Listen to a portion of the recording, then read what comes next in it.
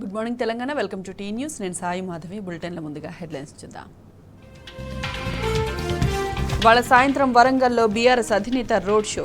కేసీఆర్ ప్రసంగం వినేందుకు ఎదురు చూస్తున్న జనం. మాయమాటలు చెప్పి అధికారంలోకి వచ్చిన కాంగ్రెస్. లోక్సభ ఎన్నికల్లో బుద్ధి చెప్పాలన్న బీఆర్ఎస్ అధినేత.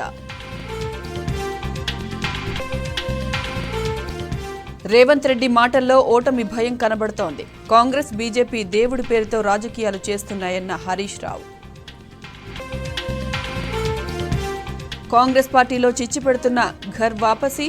రాష్ట్ర నాయకత్వానికి తలనొప్పిగా మారిన చేరికలు. కమిటీయే లేదు, పునరుద్ధరణ ఎట్లా చేస్తారు? కాళేశ్వరం రిపేరుపై కాంగ్రెస్ సర్కార్కు లేని శ్రద్ధ. గులాబీ దళపతి కేసీఆర్కు నాగర్ కర్నూల్ అపూర్వ స్వాగతం పలికింది. అభివృద్ధి ప్రదాతను చూసి పల్లె పల్లె మురిసిపోయింది. బస్సు యాత్ర దారి పొడవునా యువకులు, మహిళలు పూలు జల్లి మంగళహారతులతో ఆహ్వానించారు. కరువు ప్రాంత రూపురేఖల్ని మార్చిన జననేతకు జేజేలు పలికారు. కేసీఆర్ ప్రసంగానికి ప్రజల నుంచి అద్భుత స్పందన వచ్చింది. అధినేత మాజీ ముఖ్యమంత్రి తమ ప్రాంత అభివృద్ధి ప్రదాత కేసీఆర్ కోసం కందనూలు కదిలి వచ్చింది. కల్వకుర్తిని సాకారం చేసి బీళ్లను పచ్చని మాఘానం చేసిన కృషివలుడికి నీరాజనం పలికింది. దశాబ్దాల ఆర్తిని దాహార్తిని తీర్చి వలస వెత్తలను రూపుమాపిన నేతను కండ్లారా చూసుకొని మురిసింది. నాగర్ కర్నూలులో నిర్వహించిన బస్సు యాత్రకు అశేష ప్రజానికం తరలివచ్చింది. యువతీ యువకులు, రైతులు, మహిళలు దారి పొడవునా రోడ్లకు ఇరువైపులా బార్లు తీరి గల స్వాగతం పలికారు. పబ్బతి పట్టి జేజేలు కొట్టారు. బస్టాండ్ వద్ద చౌరస్తాలో కేసీఆర్ చేసిన రణగర్జనకు ఆ ప్రాంతమంతా ఉర్రూతలూగింది. జై కేసీఆర్, జై జై కేసీఆర్ అన్న నినాదాలు మిన్నంటాయి. మరోవైపు కొందరు రైతులు ఎండిన వరికంకులతో బస్సు యాత్రకు తరలివచ్చారు. జననేతకు చూపించి తమ బాధను వ్యక్తం చేశారు. జరిగిన నష్టాన్ని వివరించారు. అన్నదాతలను కాపాడుకునేందుకు తానున్నానంటూ కేసీఆర్ భరోసానిచ్చారు.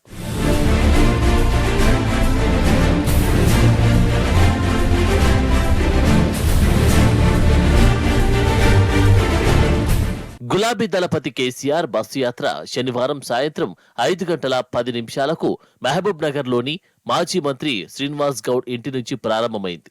అక్కడి నుంచి బూత్పూర్, కొత్తమొల్గర, వెల్కిచెర్ల, లట్లుపల్లి తండా, చేగుంట, మంగనూరు, వెలుగొండ, బిజినేపల్లి, పాలెం మీదుగా నాగర్ కర్నూలు జిల్లా కేంద్రంలోని ఉయ్యాలవాడకు చేరుకుంది. అక్కడి నుంచి ర్యాలీగా బస్టాండ్ చౌరస్తా వరకు యాత్ర సాగింది. బస్సు యాత్రకు దారి పొడవునా కందలూరు ప్రజానికం కిలోమీటర్ల మేర బార్లు తీరి పూలు చల్లుతూ మహిళలు మంగళహారతులిచ్చారు. పటాకులు పేల్చుతూ అభిమానం చాటుకున్నారు. భవనాలపైకి ఎక్కి చూస్తూ జనం జేజేలు పలికారు. ఆయా రూట్లలోని పల్లెవాసులు రోడ్డుపైకి చేరి నినాదాలు చేశారు. లట్లుపల్లి తండా వద్ద భారీగా గుమిగొడిన లంబాడి ఆడబిడ్డలకు కేసీఆర్ కరచాలనం చేయగా తండావాసులు మురిసిపోయారు.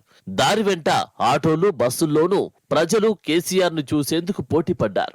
బస్సు యాత్రలో సెల్ఫీల కోసం ప్రజలు పోటీపడ్డారు. బస్సులోని కేసీఆర్ ని ఫోటోలు తీసుకుని మురిసిపోయారు. ఈలలు వేస్తూ కేరింతలు కొట్టారు. బస్సు అద్దాల నుంచి సార్ను తాకేందుకు వందలాది మంది పోటీపడ్డారు.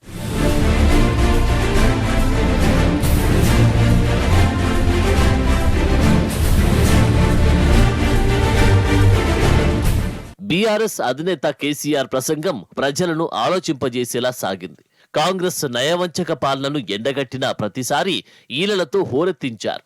రాష్ట్రాన్ని సాధించినప్పుడు ఇదే ఉమ్మడి జిల్లా నుంచి ఎంపీగా ప్రాతినిధ్యం వహించాను అని కేసీఆర్ చెప్పారు. ఉద్యమ సమయంలోనూ నాగర్ కర్నూల్ ప్రజలు తనతో కలిసి నడిచారని గుర్తుకు చేసినప్పుడు ప్రజలు భావోద్వేగానికి లోనయ్యారు. వలసల జిల్లా అభివృద్ధి చెందిందని సంతోషించాను అని, కానీ కాంగ్రెస్ ప్రభుత్వం వచ్చాక మళ్లీ పాత రోజులు వస్తాయేమో అని ఆందోళన కలుగుతుందన్నారు. 10 ఏళ్లలో ఎన్నో సంక్షేమ పథకాలు ప్రవేశపెడితే వాటికి కాంగ్రెస్ సర్కార్ మంగళం పాడుతుందని ఆవేదన వ్యక్తం చేసినప్పుడు అవును అవును అన్న ప్రజల మాటలు ప్రతిధ్వనించాయి. రైతులను ఉద్దేశించి మీకు రైతు బంధు వచ్చిందా అని కేసీఆర్ ప్రశ్నించినప్పుడు రాలేదు రాలేదు అంటూ నినదించారు. ఇదిగో ఇది ప్రజల నాడి, విను రేవంత్ రెడ్డి అన్నారు. మీలో ఒకడు అలంపూర్ ముద్దుబిడ్డ ఆర్ఎస్ ప్రవీణ్ కుమార్ IPS కు రాజీనామా చేసి ప్రజాసేవ చేయడానికి ముందుకొచ్చాడు అని అన్నారు. ఆయన్ను ఎంపీగా గెలిపించుకుంటారా అని కేసీఆర్ ప్రశ్నించినప్పుడు గెలిపిస్తామంటూ చేతులూపారు.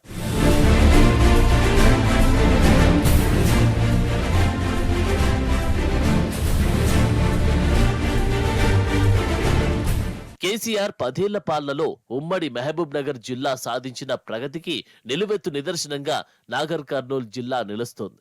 ప్రత్యేక జిల్లా కావడమే కాకుండా అనేక రంగాల్లో అభివృద్ధిని సాధించింది. దశాబ్దాలుగా పెండింగ్ ప్రాజెక్టుగా మిగిలిన కల్వకుర్తి ఎత్తిపోతల పథకం కేసీఆర్ హయాంలో రన్నింగ్ ప్రాజెక్టుగా మారింది. వెరసి బీళ్లన్నీ పచ్చని మాగాణాలుగా మారాయి. మెడికల్, అగ్రికల్చర్ కాలేజీలు సహా ఇతర ఉన్నత విద్యా సంస్థలు అందుబాటులోకి వచ్చాయి. ఫలితంగా కందనూలు రూపురేఖలే మారిపోయాయి.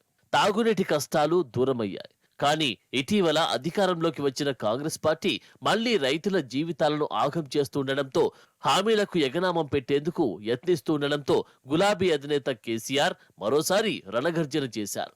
బస్సు యాత్ర చేపట్టి నేనున్నాను అంటూ భరోసా కల్పించారు. అటు కేసీఆర్ ప్రజాయాత్ర బీఆర్ఎస్ కార్యకర్తల్లో ఉత్సాహం, ఉత్తేజాన్ని నింపింది.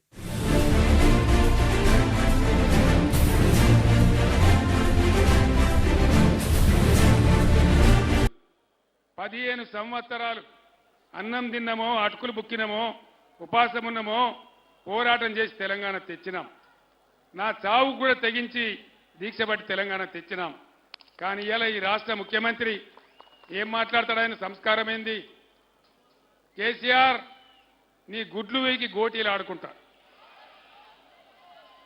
నీ పేగులు తీసి మెడలేసుకుంటా, ఆఖరికత్తే నీ ముడ్డి మీద షెడ్డి కూడా గుంజుకుంటా. ఇదేనా ముఖ్యమంత్రి మాట్లాడే భాష? ధర్మమేనా?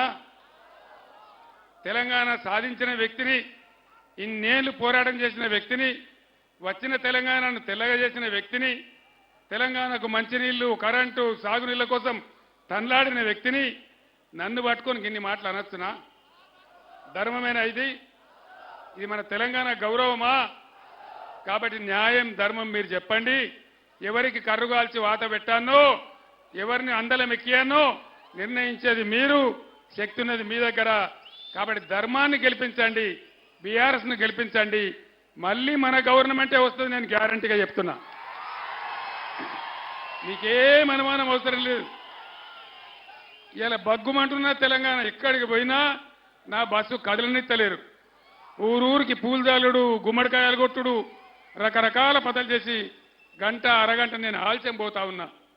మళ్ళా డెఫినెట్గా జనం మారిపోయింది, అర్థమైపోయింది.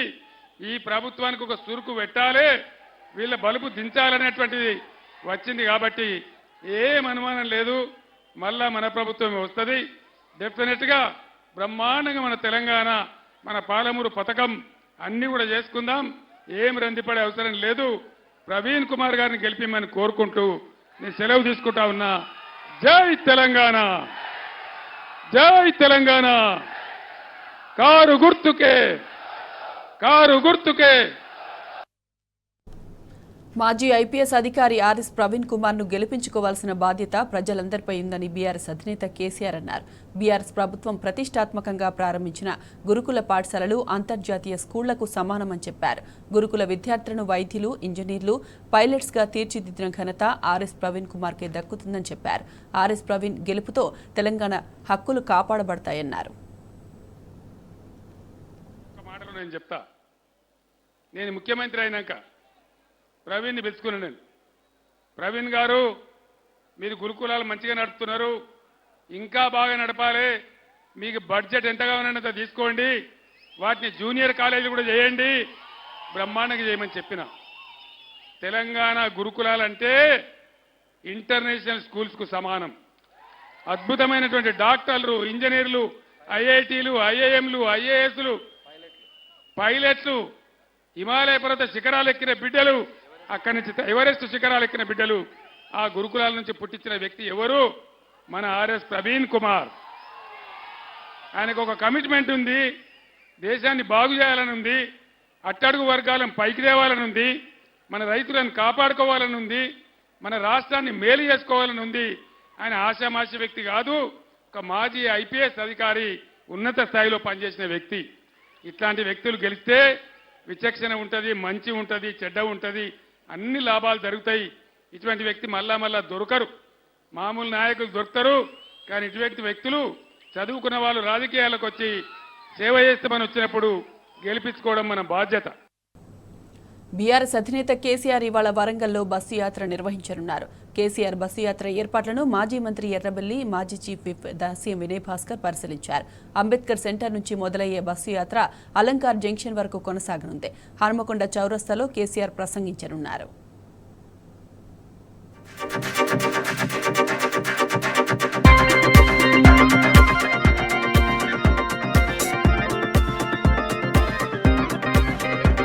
బీఆర్ఎస్ అధినేత కేసీఆర్ ఎన్నికల ప్రచారంలో భాగంగా వరంగల్లో బస్సు యాత్ర నిర్వహించనున్నారు.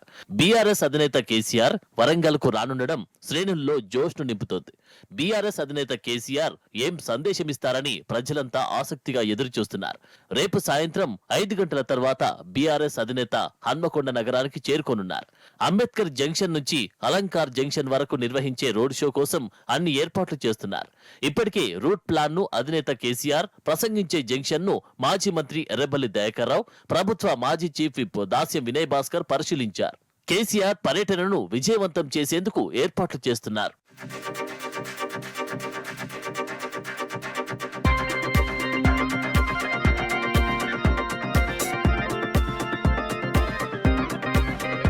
అంబేద్కర్ జంక్షన్ లో కేసీఆర్ రోడ్ షో ప్రారంభమై పెట్రోల్ బంక్, మిషన్ ఆసుపత్రి, అశోక జంక్షన్ నుంచి హన్మకొండ చౌరస్తాకు చేరుకోనుంది. హన్మకొండ చౌరస్తాలో కేసీఆర్ ప్రసంగించనున్నారు. వరంగల్ పార్లమెంటు నియోజకవర్గంలో 7 అసెంబ్లీ సెగ్మెంట్ల ప్రజలు భారీగా తరలివచ్చి కేసీఆర్ మాటలను వినేందుకు ఆసక్తిగా ఎదురుచూస్తున్నారు.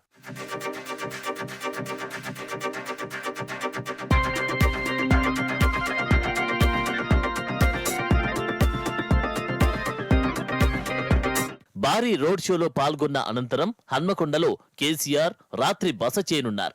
తర్వాతి రోజు బస్సు యాత్ర వరంగల్ నుంచి మొదలై వర్ధన్నపేట, తొర్రూరు, మరిపెడ మీదుగా ఖమ్మంకు చేరుకోనుంది.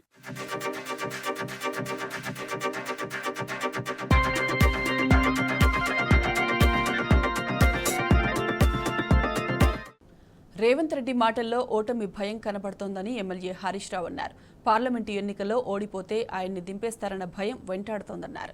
కాంగ్రెస్, బీజేపీ నేతలు దేవుణ్ణి అడ్డం పెట్టుకుని రాజకీయాలు చేస్తున్నారని మండిపడ్డారు. డమ్మీ అభ్యర్థిని పెట్టి బీజేపీ గెలవాలన్న రేవంత్ ఆలోచనకు కరీంనగర్ ప్రజలు తగిన సమాధానం చెప్తారని హరీష్ రావు తేల్చి చెప్పారు.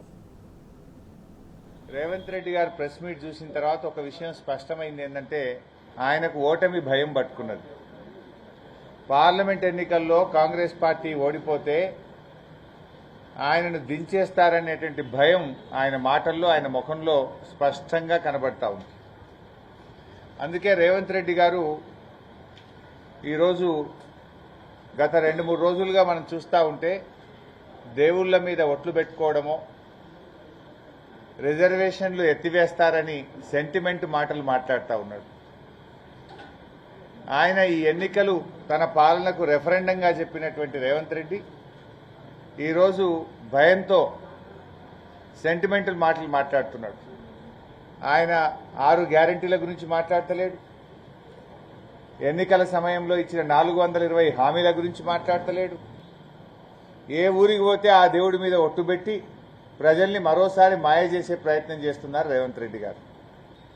ఆయన తీరెట్లుందంటే వెనకటికట దొంగతనం చేసిన దొంగనే దొంగ దొంగ అని గట్టిగా అరుచుకుంటూ ఉరికిండట. ఇలా రేవంత్ రెడ్డి తీరు కూడా అట్లే ఉంది. ఇవాళ నువ్వు మ్యాచ్ ఫిక్సింగ్ చేసుకున్నావు, బీజేపీతో మ్యాచ్ ఫిక్సింగ్ చేసుకున్నది రేవంత్ రెడ్డి. ఇది రాష్ట్ర ప్రజలకు స్పష్టంగా అర్థమవుతుంది. దుబ్బాక ఉప ఎన్నికలో గాని, మునుగోడు ఉప ఎన్నికలో గాని, హుజూరాబాద్ ఉప ఎన్నికల్లో 3 చోట్ల నీ కాంగ్రెస్ పార్టీ డిపాజిట్ ఎందుకు పోయింది? నువ్వు బీజేపీతో కుమ్మక్కై బలహీనమైన కాంగ్రెస్ పార్టీ అభ్యర్థులను పెట్టి పరోక్షంగా నువ్వు బీజేపీకి సహకరించి 3 చోట్ల బీజేపీ పార్టీని దగ్గరుండి గెలిపించింది రేవంత్ రెడ్డి. బీఆర్ఎస్ బీజేపీ కలిసిందట. బీజేపీ రేపు రిజర్వేషన్లు ఎత్తేయడానికి బీఆర్ఎస్ సహకరిస్తుంది అని మాట్లాడితే ఇది మతిలేని మాటలా, అతి తెలివి మాటలా? రేవంత్ రెడ్డి గారికి అయితే మతి మరిపన్న అయి ఉండాలి, లేదా అతి తెలివన్న అయి ఉండాలి.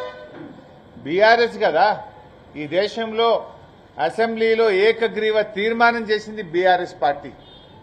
తమిళనాడు తరహాలో రిజర్వేషన్లు పెంచుకోవడానికి రాష్ట్రాలకు అనుమతి ఇవ్వాలని మన రాష్ట్ర శాసనసభలో తీర్మానం చేసింది మన కేసీఆర్, మన బీఆర్ఎస్ పార్టీ. ఇలా మోడీ గారు ఏమంటున్నారు? హిందువుల ఆస్తులు ముస్లింలకు పంచుతారు, కాంగ్రెస్ పార్టీ గెలుస్తుందని ఆయన సెంటిమెంట్ రెచ్చగొట్టే ప్రయత్నం చేస్తున్నాడు. ఈయన అంటున్నాడు బీజేపీ గెలిస్తే రిజర్వేషన్లు తీసేస్తారని ముఖ్యమంత్రి గారు రెచ్చగొట్టే ప్రయత్నం చేస్తున్నాడు. ప్రజల ఎజెండా లేదు, పేదల ఎజెండా లేదు, రైతుల గురించి మాట్లాడరు, దళితుల గురించి మాట్లాడరు, గిరిజనుల గురించి మాట్లాడరు, సంక్షేమం పట్టదు. మీరు కేవలం సెంటిమెంట్ మీద రాజకీయాలు చేసే ప్రయత్నం చేస్తున్నారు. నిజంగా